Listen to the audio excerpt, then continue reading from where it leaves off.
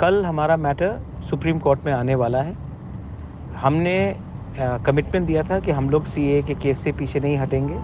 I am very happy to say that आज हम लोगों का मैटर आसाम और त्रिपुरा को पूरा इंडिया से अलग करके सीए का मैटर सुनाया जाएगा। पूरे इंडिया के केसेस को सीए में अलग रखा जाएगा और त्रिपुरा का मैटर को अलग रख के हमारा मैटर सुनाया जाएगा कल सुप्रीम कोर्ट में। हमारा कमिटमेंट जो पहले से था वो रहेगा।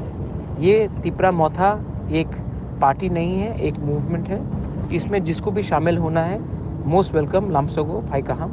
लेकिन एक बात कमिटमेंट हमारा क्लियर रहना चाहिए कि इस बार हम लोग अपने पार्टी के बारे नहीं, अपने जाति के बारे सोचकर आगे काम करेंगे। मुझे ऐसा लीडर नहीं चाहिए जो अपना फ़ायदा देखता है। मुझे ऐसा लोग चाहिए जो तिपरासा दफ़ा का एक फाइनल कॉन्स्टिट्यूशनल सोल्यूशन हमको दिलवाता है।